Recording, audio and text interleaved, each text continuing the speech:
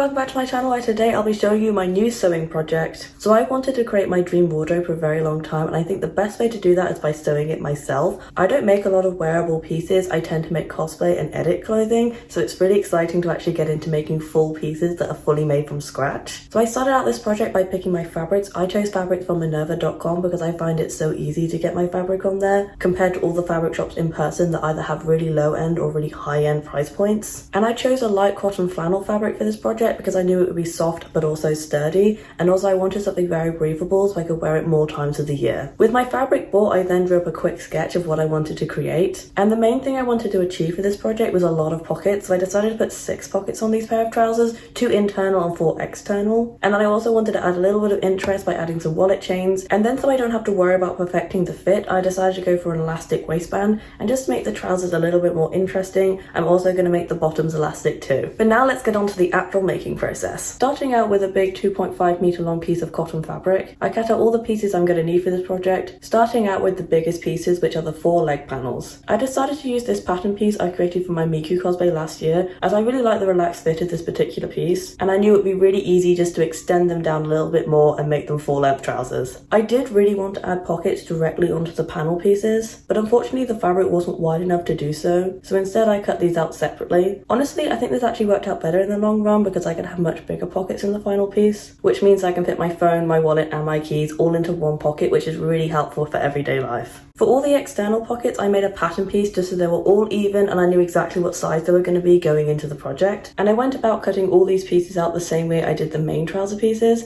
making sure to give myself a lot of extra space around the edges of the pattern. This way I know I can iron them quite easily without having my fingers in the way. The next step of my project was ironing all my pieces flat. This took quite a long while, but it was very satisfying to do as the fabric was so wrinkled when I first got it.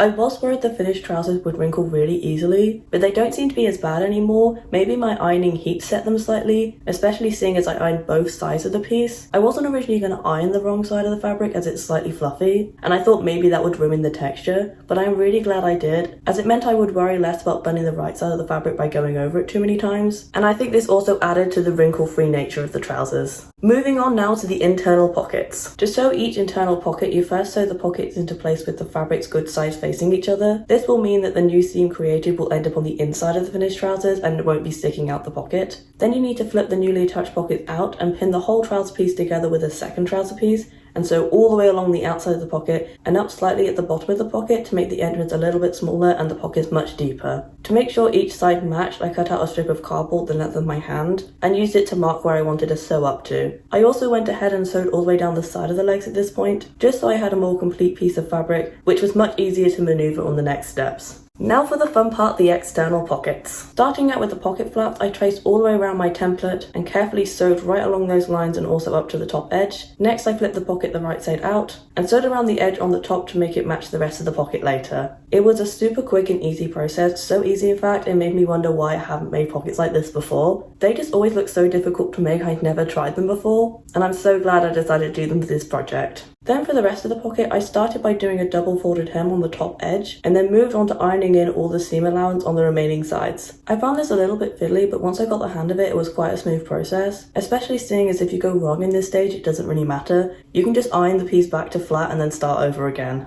Next with the sewing part, so for the base of the pocket you just flat sew the pieces straight down onto the fabric. Again fiddly but not all that difficult, and they came out looking really clean and professional as a result of the previous ironing. And then for the pocket flap, I double rolled the hem underneath the fold and sewed it onto the trousers in the same way I did for the rest of the pocket. I feel like I'm not explaining that step too well. I really hope the footage makes that stage much more obvious. And with that, all the pockets are on and looking great. I'm honestly so proud of these pockets. They really do make the trousers look more professionally done. It's now finally time to sew the 2 legs together and make them into a nearly complete pair of trousers. This step is definitely the most easy one. I first sewed down the crotch seams and then I did a very long seam from one ankle to the other in one foul swoop. Unfitted trousers are honestly a lot easier than people make them seem. When I was in school, I did a few sewing lessons and the teachers make it seem like any clothing other than a skirt would be the bane of your existence. but I found they're just as easy, they just take a little bit longer to complete. The second last step to this project is adding the elastic to the waistband and the ankles. For all three of these, I started by pinning down the channel. I pinned it down first as I wanted to make sure it was even and would also fit the elastic inside it. I then sewed the channel into place, leaving a gap at the back to thread the elastic through easily, which was the next step.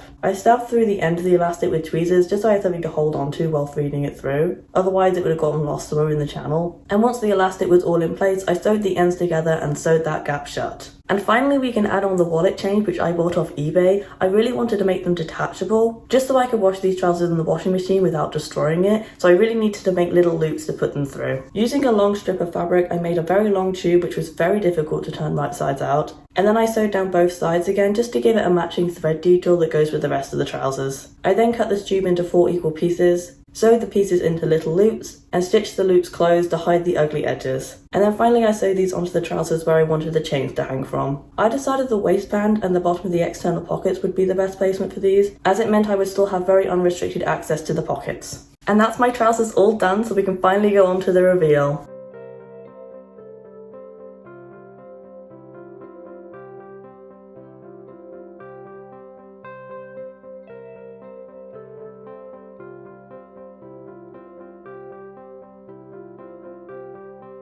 I really do hope you enjoyed this video. If you did, please give it a like down below, comment what else you'd like me to do, and subscribe as I post a new video every single Thursday, and love to see you again. But until then, bye!